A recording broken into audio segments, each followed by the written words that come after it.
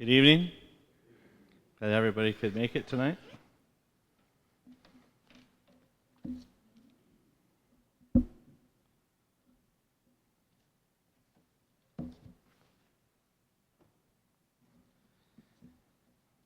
Tonight's verse is Matthew 24:10. Matthew 24:10.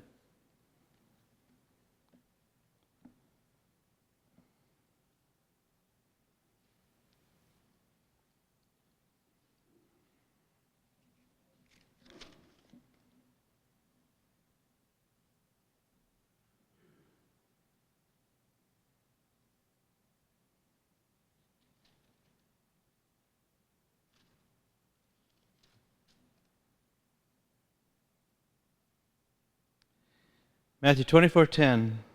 Many will give up their faith at that time. They will betray one another and hate one another.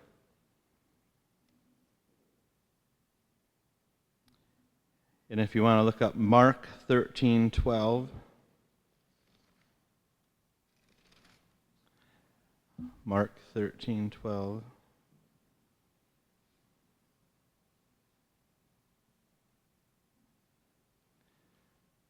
Says, men will hand over their own brothers to be put to death, and fathers will do the same to their children. And children will turn against their parents and have them put to death. It's a little bit more explanation of that verse.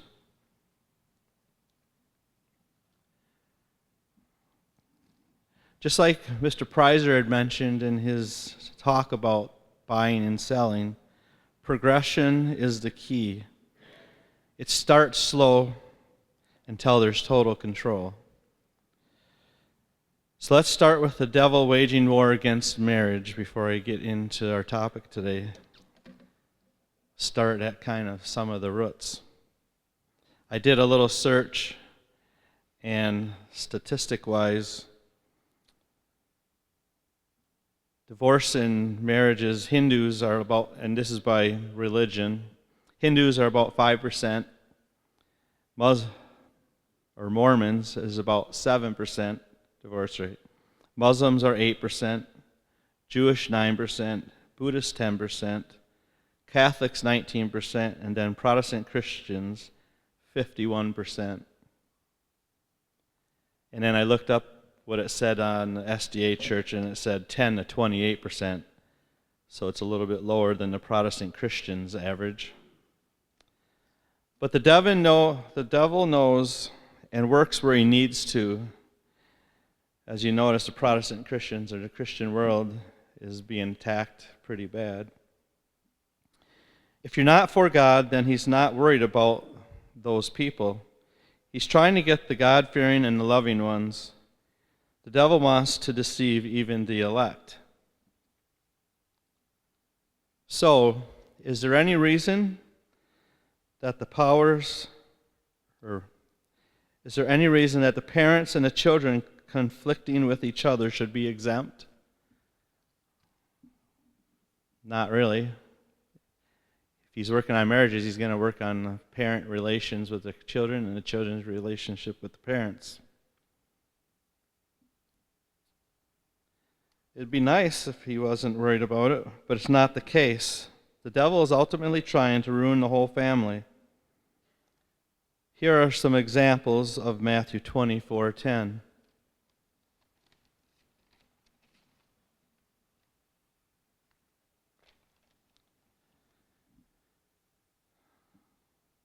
You've probably heard of different cases of families feuding, but one I looked up on the internet, parents are suing their son and his wife for not having grandchildren. You know, it's nice to have grandchildren, but it's like, it's up to the parents if they want to have kids or not. And you never know what the real underlying case is. I kind of looked into it a little further, and it was an India case, and the culture's different there, and the parents put all their life work and savings into their children, and And of course, they want to get back the fruits of grandchildren someday. So but the underlying case was that sometimes you can't have kids, or other reasons that you can't, physical or whatever. But this case seemed to be that the parents just didn't want to have kids, and the grandparents, the parents of the kids wanted to have grandkids, but so they were suing them. Never heard of that one before. Then there was parents that was suing a 30-year-old son to evict him from their home because he was a deadbeat who wouldn't help with chores or finances. It used to be here in the earlier years, when you get 18, they'd kick you out of the home. Now it seems like the kids just want to stay home and not get kicked out anymore because they realize they have it too nice. But I enjoyed having my kids at home for longer than normal, and I don't know, most of you probably don't mind having your children around either. But they were having a hard time with them at 30, not moving on.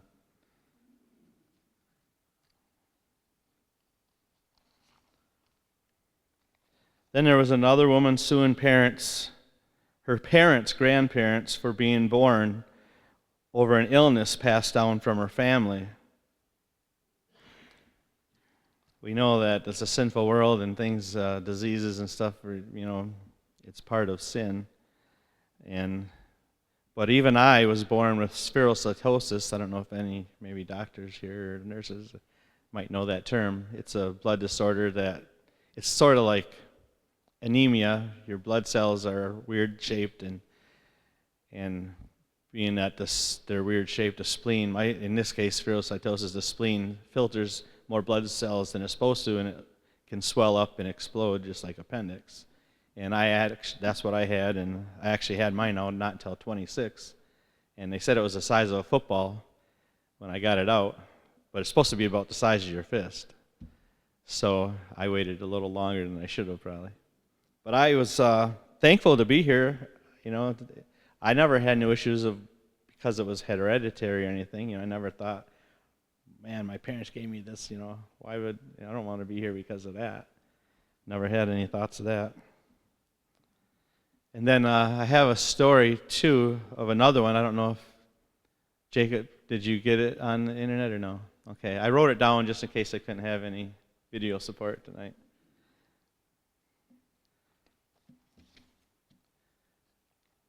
This is another one about, well, this was not about illness, but it was a girl that sued her parents for having her for being born. And this is her words on one of her videos. It's surprising what people think. Of course, we know all the different stuff going on in the world today. There's all kinds of ideas and stuff out there, but I'll read the story and you can understand a little bit.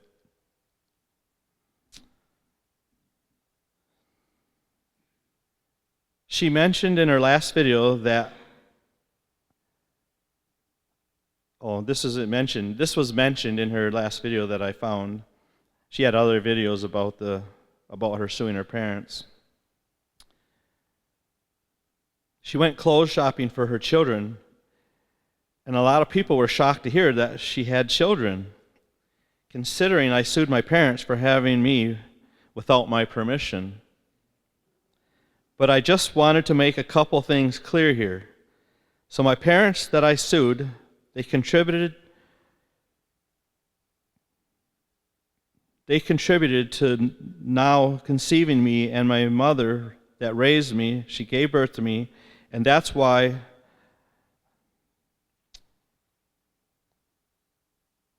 I sued them. I didn't have time to rewrite this, so I'm reading my own writing here. Anyway, so see, her parents conceived her, and without asking her, and so that's why she's suing her, because I did not consent to being here. Like I was unaware that I was going to have to grow up and get a job to support myself, and I just didn't consent to that. They didn't try to contact me in any way before I was born to see if I actually wanted to be here. That's why I sued them. Now it's different. Like I know I've said that it's like unethical to have children before, but it's different when you adopt. So she adopted these kids. Because it's not my fault that they were here. I'm just trying to be a good person and help them out.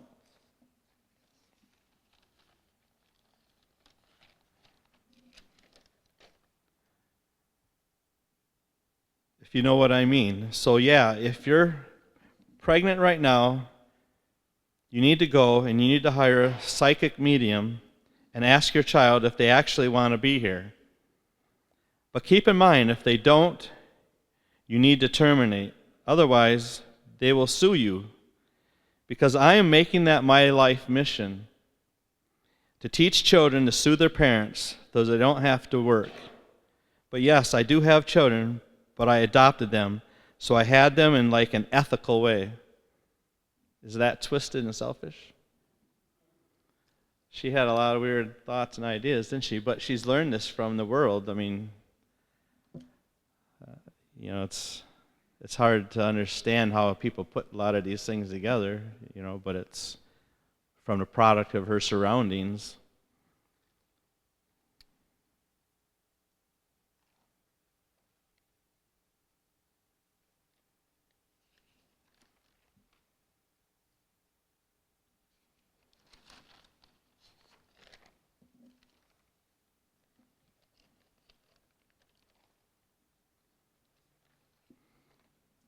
These cases all sound minor or disappointing, but like COVID, mandating shutdowns, and vaccines to keep your job, this can only be working up to imprisonment or even death by your own family members.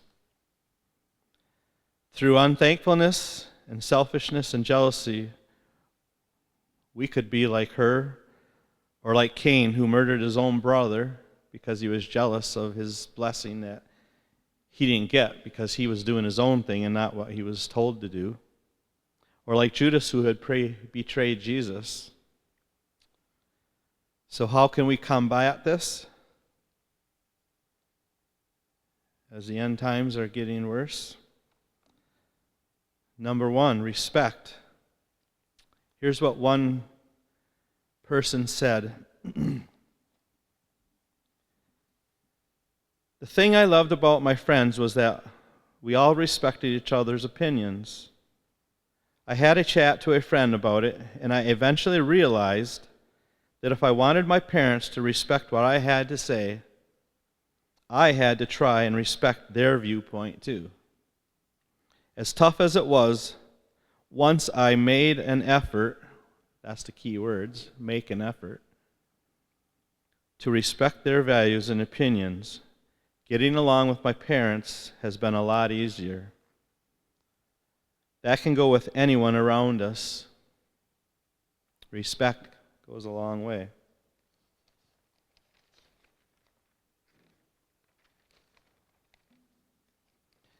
Now here are some Bible verses that we can use for study and counsel and trust and give us courage in these last days. If you want to look up Colossians 3, verse 20.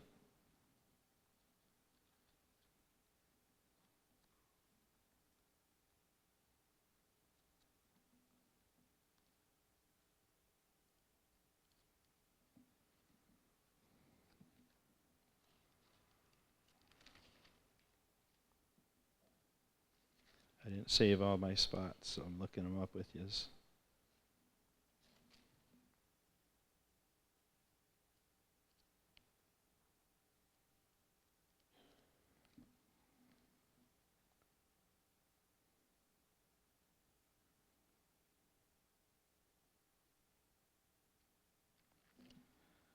Colossians 3:20. This is for the children. Children, it is your Christian duty to obey your parents always, for that is what pleases God. And then Colossians 3:21 is for the parents. Parents, do not irritate your children, or they will become discouraged. Ephesians 6, 1-4.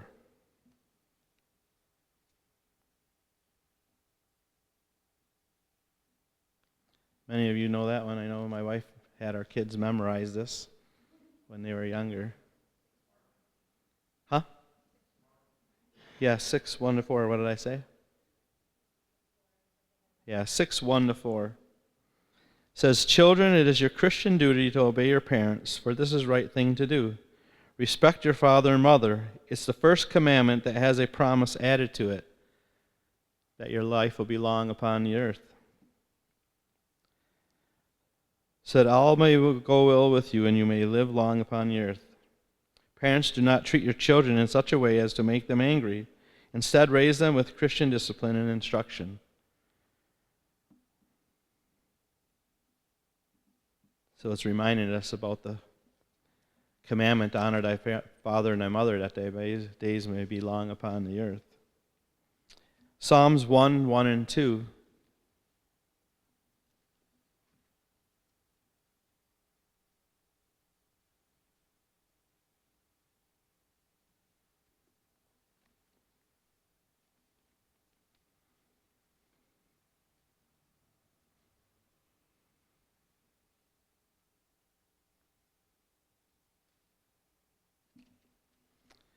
Psalms 1, 1 and 2 says, "Happy are those who reject the advice of evil men, who do not follow the example of sinners, or join those who have no use for God.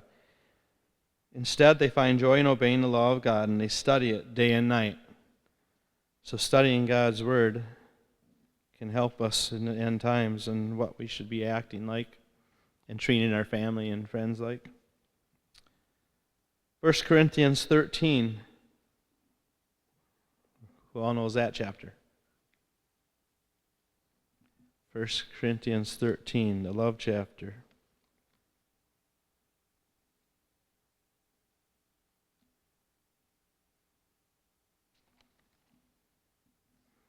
But I want to start with 4, 5, 6, and 7. 1 Corinthians 13, 4, 5, 6, and 7. "Love is patient and kind. It is not jealous or conceited or proud. Love is not ill-mannered or selfish or irritable. Love does not keep a record of wrongs. Love is not happy with evil, but is happy with the truth. Love never gives up, and its faith, hope, and patience never fail."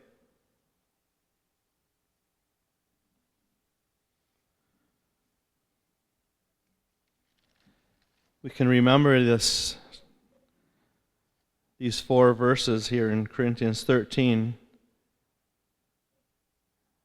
in our marriages, to our parents and children, to our brothers and sisters, to our brothers, sisters, father and mother-in-laws, to our church members, to our neighbors, and to everyone around us. We can use these verses to live by. Because 1 Corinthians 13, 2 and 3 says, "I may have all the faith to move mountains, but if I have no love, I am nothing."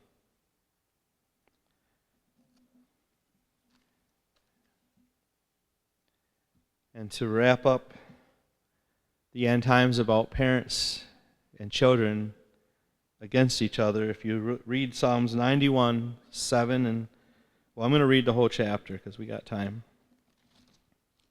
Psalms 91.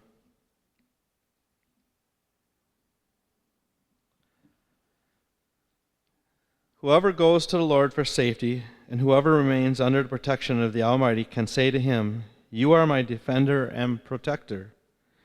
You are my God, and in you I trust.' He will keep you safe from all hidden dangers and from all deadly diseases, and he will cover you with his wings. You will be safe in his care, and his faithfulness will protect and defend you.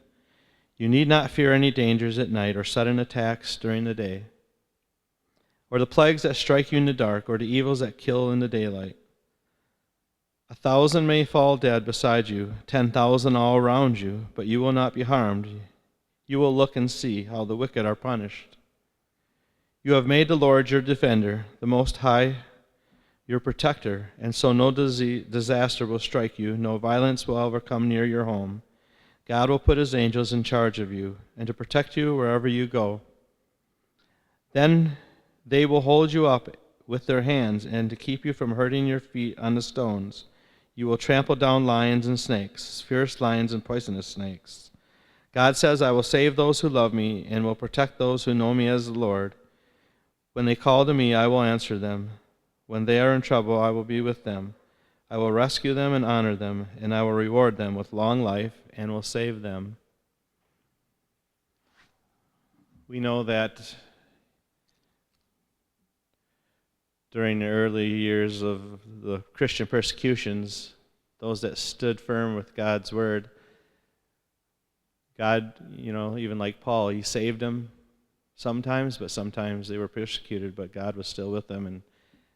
And in the end, he says, I will reward them with long life and will save them, because their name will be written in the books of heaven. Matthew 10:21 and 22 will end in Matthew.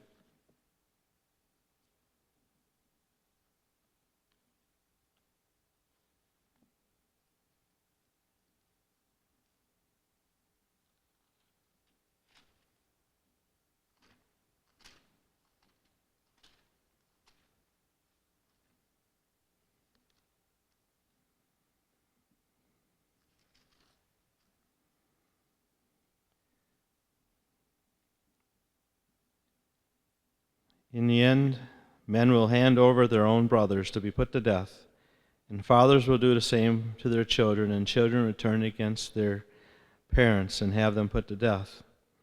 Everyone will hate you because of me, but whoever holds out to the end will be saved.